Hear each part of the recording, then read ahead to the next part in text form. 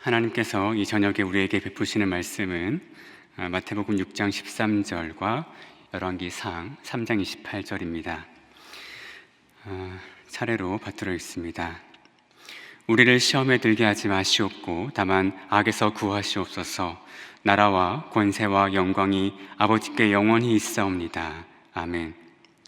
온 이스라엘이 왕이 심리하여 판결함을 듣고 왕을 두려워하였으니 이는 하나님의 지혜가 그의 속에 있어 판결함을 봄이더라. 아멘. 참 좋으신 우리 주님의 은총과 평화가 여러분 모두와 함께 하시기를 빕니다. 대림절 둘째 주간을 지냅니다. 오늘 특송해 주신 찬양에서도 그렇고 또 입고 계신 의상에서도 그렇고 대림절 분위기가 물씬 풍기고 있습니다. 교회 곳곳에도 성탄 장식이 있는데요, 늘 우리의 마음을 설레고 기쁘게 하는 이 본당 로비에 성탄 트리를 포함하여서 곳곳에 장식이 있습니다. 교회 곁을 지나다가 제1교육관 외벽에 붙은 성탄 장식을 보았습니다. 거기에 큰 글씨로 이렇게 써 있습니다. 왕이 나셨도다. 대림절에 참 적합한 문구이죠. 왕이 나셨도다. 복음서는 예수님의 탄생을 기록하면서 예수님께서 이 세상에 왕으로 오셨다는 사실을 숨기지 않습니다. 예수님은 세상에 왕으로 오셨죠. 초대교회는 예수님을 단지 종교적 지도자가 아니라 왕으로 받들었습니다. 그래서 예수님께서 가르치신 기도의 맨 마지막에다가 자발적인 신앙 고백을 덧붙여 기도했습니다. 나라와 권세와 영광이 아버지께 영원히 있사옵니다. 이것이 초대교회의 신앙 고백이자 초대교회가 예수님을 믿은 방식입니다. 예수님을 왕으로 고백한다는 것은 이런 뜻이죠. 약 한 달 전에 미국에서 대선을 치렀습니다. 차기 대통령으로 도널드 트럼프가 당선됐죠. 만일 누군가가 백악관 앞에서 Not my president, 내 대통령이 아니다 라는 피켓을 들고 1인 시위를 한다고 생각해 봅시다. 한 명은 귀엽지요. 만약에 그 시위가 일군의 무리를 이룬다 해도 괜찮습니다. 지속하기는 어려울 테니까요. 그러나 만일 미국 52개 주에서 대규모의 시위가 오랜 시간에 걸쳐 지속된다면 그것은 문제입니다. 게다가 특정 인물을 전면에 내세우면서 트럼프가 아니라 이 사람이 대통령이다 라고 선전하고, 게다가 매주 모여서 그 사람을 막 찬양하고 또 그 사람을 향하여 충성을 맹세한다면 이것은 문제이지요. 조금 심하게 말해서 반역입니다. 그러나 이것이 초대교회가 했던 일이죠. 예수가 왕이라는 말은 단지 예수님의 높은 지위를 뜻하지만은 않습니다. 우리는 로마 황제라는 왕을 섬기지 않고 예수라는 왕을 섬긴다는 뜻이죠. 나라와 권세와 영광이 로마 황제에게 있지 않고 하늘의 아버지께, 예수님께 있다는 고백입니다. 이것은 반역자의 고백이죠. 오늘은 초대교회의 반역적 고백인 나라와 권세와 영광이 아버지께 영원히 있사옵니다를 들여다보면서 예수님께서 왕이시라는 의미를 깊이 새기고자 합니다. 나라와 권세와 영광, 그리스어로 바실레이아와 디나미스와 독사, 영어로는 킹덤과 파워와 글로리입니다. 킹덤과 파워와 글로리는 왕이 왕으로 존재하고 기능하기 위하여 반드시 필요한 것들이죠. 그러나 생각해보면 나라가 있다고 해서 자연히 권세가 생기진 않습니다. 그리고 권세가 있다고 해서 자연히 영광을 얻는 건 아니죠. 권세와 영광 사이에 무엇이 필요합니다. 나라와 권세 사이에도 무엇이 필요합니다. 권세와 영광, 나라와 권세, 거기 사이에 있는 것은 그리고이죠. 영어로 하면 and입니다. 그래서 오늘 설교의 제목이 나라와 권세와 영광의 and입니다. 나라와 권세, 권세와 나라 사이에 위치한 그리고 거기에 무엇이 있어야 하는가를 주목해보자는 것입니다. 그리고 결론부터 말씀드리자면 나라와 권세 사이 그 사이에 그리고 and에 필요한 것은 제도입니다. 그리고 권세와 영광 사이 그 and에 필요한 것은 태도입니다. 나라와 권세와 영광을 연결하는 제도와 태도에 관하여 살펴보겠습니다. 다시 반복합니다. 나라와 권세, 킹덤과 파워 사이에 그리고 and는 제도라고 말씀드렸습니다. 나라를 차지했으면 다스려야죠. 다스림이 없으면 나라를 도로 뺏깁니다. 그 6세기 중엽에 백제가 남평양과 한성 일대를 차지했죠. 낮에 연합군이 차지했습니다마는 몇 년 버티지 못하고 물러납니다. 그리고 그 자리를 신라가 차지하는 일이 있었죠. 차지했지만 방어할 힘이 없었기 때문입니다. 나라를 차지해 놓고도 다스릴 힘이 없으면 빼앗깁니다. 이것이 나라와 권세, 킹덤과 파워의 기본적인 관계입니다. 나라를 차지하고 아울러 권세, 힘이 있다면 그 힘을 어떻게 운용할지, 어떻게 사용할지 고민해야 합니다. 이것은 제도의 문제입니다. 정치 제도의 문제이지요. 정치 제도 여러 있겠습니다. 그 정치 제도의 역사와 변천은 힘의 이합과 집산의 역사입니다. 권력을 어디에 집중할까의 문제고 또 권력을 어떻게 분산시킬까 하는 문제입니다. 또 그렇게 마련된 제도 속에서 그 권력을 어떻게 하면 매끄럽게 흐르게 할지, 권력이 위에서 아래로 전달되게 할지 그런 계통과 계보의 문제이기도 합니다. 성경은 하나의 정치 제도를 이상적인 것으로 내세우진 않습니다. 어느 때는 신정 정치를 말하기도 하고 또 지파 간의 연합체를 말하기도 하고 또 왕정을 용인하기도 합니다. 그래서 우리가 어떤 하나의 제도가 성경적이다 이렇게 말하기는 어렵습니다. 그러나 하나님께서 권세, 권력 또는 힘을 사용하시는 방식에 관해서는 어렴풋하게나마 말해볼 수 있겠습니다. 하나님은 힘을 어떻게 사용하실까요? 저는 이렇게 말해봅니다. 하나님은 협업과 위임의 달인이시다. 하나님은 협업, 무엇을 같이 하는 데에 달인이시고 위임, 무엇을 맡기시는 데, 자기 힘을 맡기는 데에 달인이십니다. 이것을 보여주는 교리가 있죠. 삼위일체 교리입니다. 삼위일체는 하나님의 협업과 위임을 보여줍니다. 세 분 하나님은 함께 일하십니다. 제가 더 설명할 필요 없겠죠. 그리고 세 분 하나님은 서로에게 권한을 위임하십니다. 예수님은 자기의 일을 하면서 자기의 일을 한다가 아니라 아버지의 일을 한다고 말씀하셨습니다. 이 이야기를 길게 할 수는 없지만 단지 그 제도는 협업과 위임을 통하여 바르게 구현된다는 것만 말씀드리겠습니다. 그리고 통치의 성패는 제도의 활용에 달려 있죠. 이것은 조금 후에 다시 살펴보겠습니다.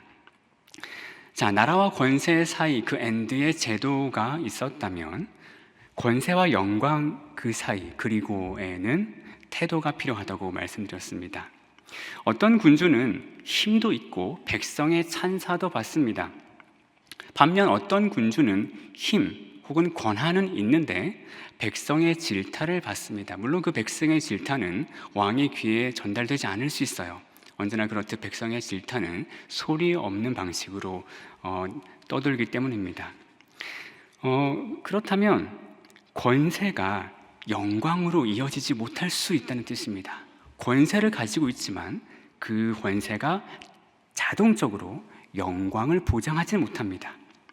권세, 힘이 영광으로 이어지려면 그 사이에 무언가 필요한데 그것은 권위입니다. 권세와 혹은 권력, 힘과 권위는 비슷하지만 다릅니다. 여러 가지로 말할 수 있겠습니다만 힘이 작동하는 지점으로 구분해 볼 수 있겠습니다. 권세는 외부에서 작동하는 힘이라면 권위는 내면에서 작동하는 힘입니다. 예를 들어 왕은 군대를 움직일 수 있습니다. 그것은 권력이고 힘이고 권한이죠. 그러나 그 군대가 왕의 명령을 전심을 다해 받드는 것은 또 다른 문제입니다. 그것은 권위의 문제라고 말씀드릴 수 있겠습니다. 권위는 어떻게 생길까요? 여러분, 권위는 어떻게 만들어지겠습니까? 여기서 우리는 솔로몬의 이야기에 잠시 주목하고자 합니다. 아시다시피 솔로몬의 즉위 과정에는 혼돈과 피비린내가 가득합니다. 그는 형들의 죽음을 보면서 이 승계 과정이 순탄치 않구나 하는 것을 온몸으로 뼈저리게 느꼈습니다. 이 말을 뒤집으면 솔로몬의 왕좌는 그 시작의 왕권이 미미했다고 말할 수 있겠습니다. 그 혼란 속에서 왕위를 잡았지만 그러나 그 왕권이 강했다고 말할 수 없죠. 그러므로 즉위 초기에 솔로몬은 권력을 굳게 다져야 했습니다. 그래서 그는 먼저 정적을 숙청하지요. 형 아도니아를 죽입니다. 제사장 아비아달을 추방하고 요압과 시므이를 처단합니다. 그리고 열왕기상 2장은 다음과 같은 말로 끝납니다. 이에 나라가 솔로몬의 손에 견고하여지니라.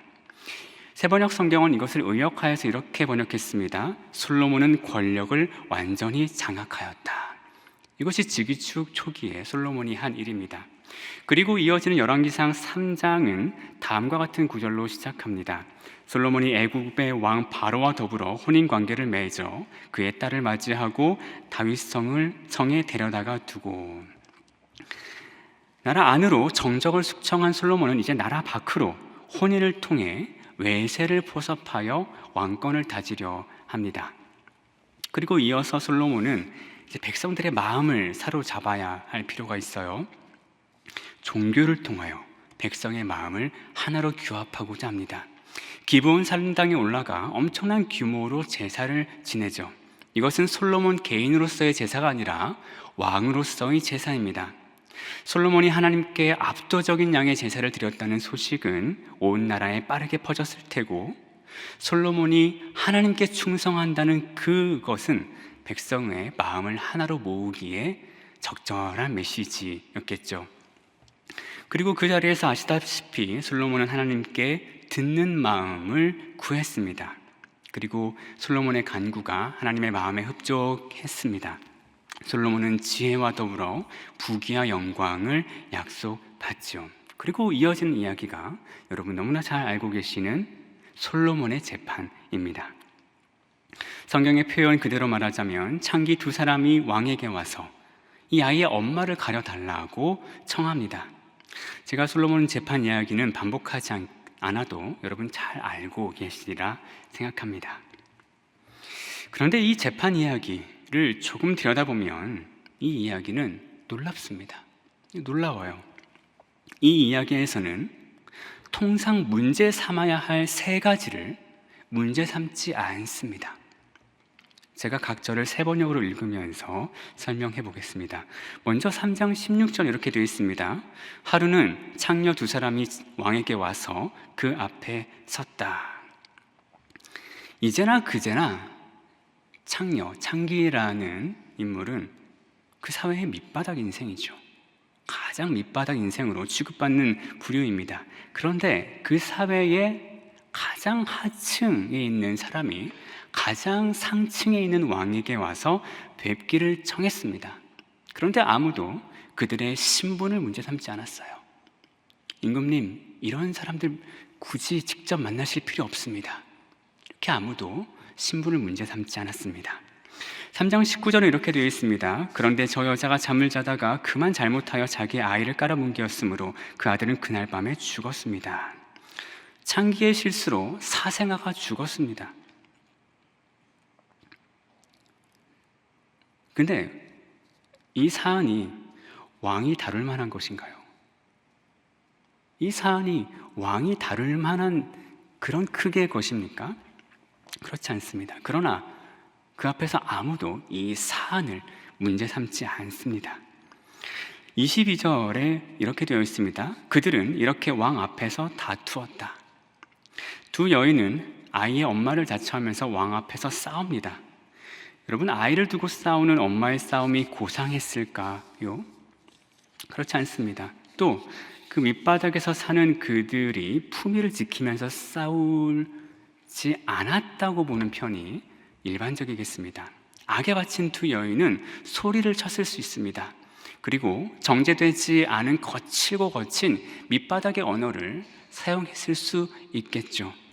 상대방의 멱살이나 머리채를 잡으려 했을는지도 모릅니다. 그러나 아무도 그들의 태도를 문제 삼지 않았습니다. 이 이야기에서는 아무도 신분과 사안과 태도를 문제 삼지 않아요. 그리고 왕은 그러한 사람들이 그러한 태도로 주장하는 그러한 사안을 해결합니다. 무엇으로요? 하나님께서 주신 지혜로요. 무려 하나님께서 그에게 주신 지혜를 가지고 이 왕이 첫 번째로 사용하는 그 사안이 뭐냐면 이런 겁니다. 창기의 엄마를 찾아주는 문제. 이것이 이 이야기의 아주 독특한 지점이죠. 상식적이지 않고요, 현실적이지도 않습니다. 그런데 이 이야기를 마무리하면서 성경은 이렇게 씁니다. 오늘 본문 3장 28절을 세 번역으로 읽어봅니다. 모든 이스라엘 사람이 왕이 재판한 판결 소식을 들었습니다. 그리고 백성들은 왕이 재판할 때 하나님께서 주시는 지혜로 공정하게 판단하는 것을 알고 왕을 두려워했습니다. 두려워하다라고 번역된 히브리어 야레를 사전에서 찾으면 두려워하다, 무서워하다, 떨다라는 뜻이 있는데 거기에 더불어서 존경할 만한, 훌륭한, 덕망이 있는, 찬미할 만한 이런 뜻도 있습니다. 그러니까 이 두려움은 무섭고 흉측한 존재 앞에서 느끼는 그런 두려움이 아니라 존경할 만하고 훌륭할 만하고 칭찬을 할 만한 존재 앞에서 느끼는 두려움입니다.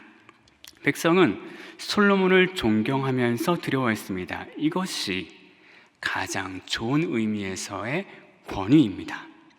권위이죠. 솔로몬은 권위를 얻었습니다. 바로 이 구절이 솔로몬의 권위가, 권세가, 솔로몬의 파워가 권위, 어소리티로 이어지는 순간입니다.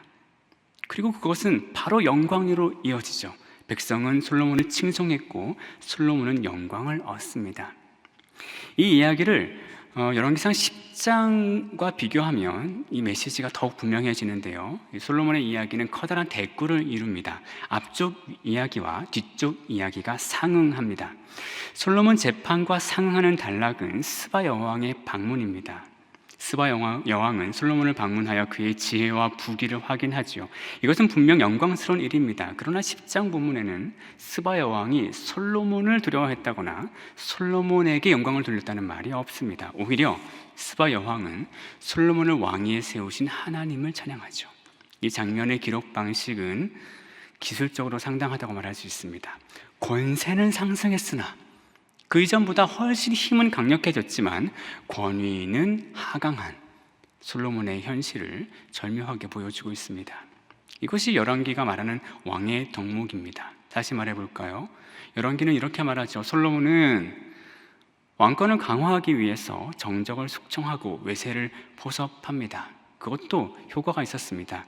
그러나 솔로몬이 권위와 영광을 얻은 시점은 하나님께서 그에게 주신 신적인 지혜를 사용하여 그 가장 낮은 기층민들에게 정의를 베풀었을 때라고 열왕기는 말해줍니다.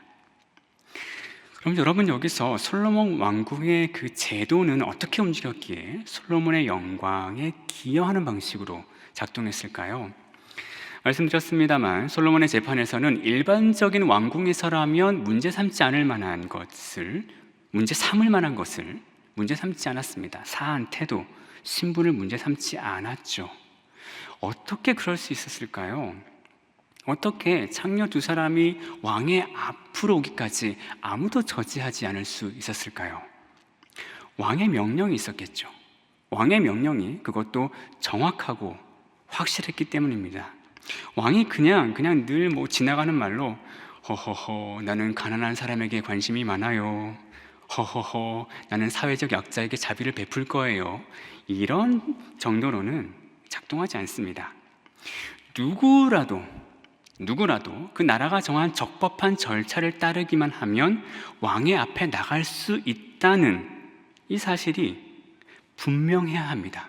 이것이 왕의 명령으로서 분명히 통용되어야 합니다. 왕의 측근도 그 사실을 알아야 하고요.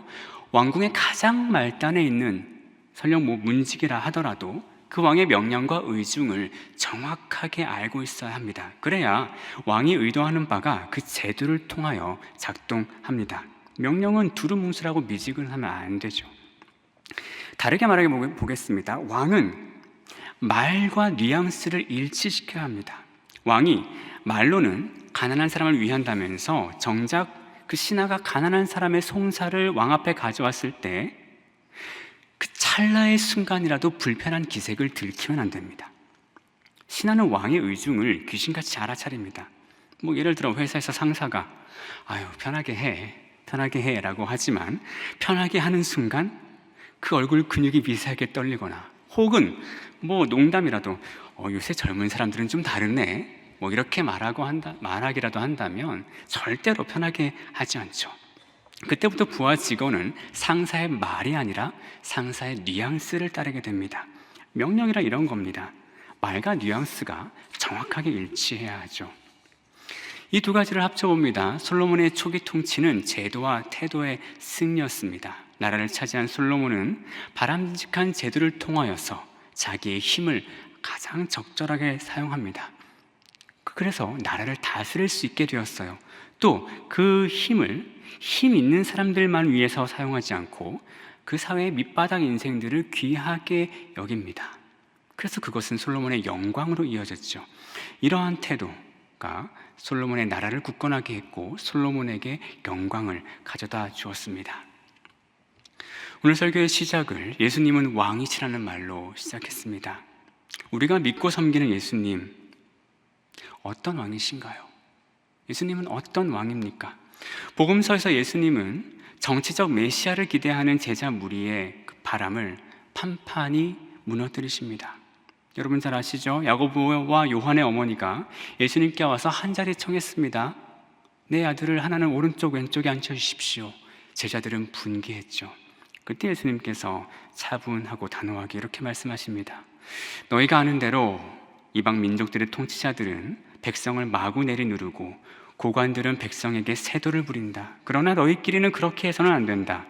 너희 가운데에서 위대하게 되고자 하는 사람은 누구든지 너희를 섬기는 사람이 되어야 하고 너희 가운데서 으뜸이 되고자 하는 사람은 너희의 종이 되어야 한다. 예수님의 권력 이해는 세상의 권력 이해와 완전히 다릅니다. 우리는 새벽마다 주기도문으로 기도하죠. 이 설교가 끝나고도 우리는 주기도송을 부를 겁니다. 그때마다 우리는 반역의 고백을 합니다. 나라와 권세와 영광이 다른 누구에게가 아니라 하늘의 아버지께 있습니다. 반역적 고백을 합니다. 우리는 대한민국의 국민이지만 우리의 영원한 시민권은 하늘에 있죠. 우리가 진실로 복종해야 할 왕은 누구입니까? 이 세상의 어느 사람도 아닌 하늘에 계신 하나님이시죠. 우리가 하늘의 시민이라면 우리가 소망하는 그 나라는 어떤 나라입니까? 우리가 소망하는 나라는 어떤 나라인가요? 열왕기상을 통하여 들려주시는 하나님의 말씀에 의지하여 선포합니다. 사회의 밑바닥 인생이라 하더라도 적법한 절차를 따르기만 하면 왕의 비호를 받는 나라, 그것이 우리가 바라는 하나님의 나라입니다. 그 나라의 제도가 힘 없는 사람과 힘 있는 사람을 차별하지 않는 나라, 그래서 외모로 사람을 판별하지 않는 그 하나님의 심정을 닮은 나라, 그것이 우리가 바라고 따르는 하나님의 나라입니다. 또 우리가 소망하는 그 나라의 영광은 언제 찾아옵니까? 우리가 지닌 이 힘을 굴림의 방식이 아니라 섬김의 방식으로 사용할 때 찾아오지요. 그럼 이 지점에서 우리는 우리의 위치를 반성해 볼 수 있겠습니다. 우리 한국교회의 위치이죠. 한국교회는 세상으로부터 영광을 받고 있습니까? 세상은 한국교회를 향하여 찬사를 보내고 있습니까? 만약 그러지 않는다면 우리는 우리의 힘을 어떻게 쓰고 있는지, 왜 우리의 힘이 영광으로 연결되지 않는지를 깊이 고민하고 크게 반성해야 할 것입니다. 대림절 둘째 주일을 지납니다. 성탄의 계절이고 저는 이 시절을 은총의 계절이라고 즐겨 표현합니다. 하나님의 은총이 쏟아지는 시기이죠. 그러나 아까 찬양해 주셨습니다만 고요한 밤은 우리에게서 아주 요원합니다. 멀게만 느껴집니다. 세상은 소란하지요. 어느 때보다 소란하지요. 그래서 이 세상은 어느 때보다 메시아를 기다립니다. 이 상황을 타개할 구원자를 기다리고 있습니다. 그러나 우리가 세상에 줄 수 있는 메시아는 세상의 기대를 배반하는 메시아이죠. 우리가 세상에 주는 메시아는 높은 곳에 머무르지 않고 낮은 곳으로 내려오신 메시아입니다. 군림하는 메시아가 아니라 섬기는 메시아입니다. 나를 믿으라고 떠벌리며 자기를 내세우는 메시아가 아니라 그저 함께 울며 아픈 곳을 싸매어 주시는 메시아입니다. 총칼을 휘두르는 메시아가 아니라 십자가 위에서 죽어가는 메시아. 그것이 우리가 세상에 줄 수 있는 메시아입니다. 그리고 그 메시아가 우리가 믿고 따르고 섬기는 메시아입니다. 그리고 그분을 따르는 것이야말로 우리에게 주어진 참된 은총입니다. 성탄의 계절, 그리스도를 왕으로 모시는 반역자 무리 여러분에게 하늘의 은총이 가득하시기를 간절히 빕니다. 아멘. 기도하겠습니다. 자비로우신 주님, 예수님을 기다리는 이 은혜의 계절에 주님께서 가르쳐 주신 기도의 말미를 고백합니다. 나라와 권세와 영광이 다른 어느 누구에게도 있지 않고 하늘의 아버지에게 있습니다. 이 메시아를 따르는 우리에게 하시옵소서. 이 메시아를 섬기고 소개하는 우리에게 하시옵소서. 예수 그리스도의 이름으로 기도합니다. 아멘.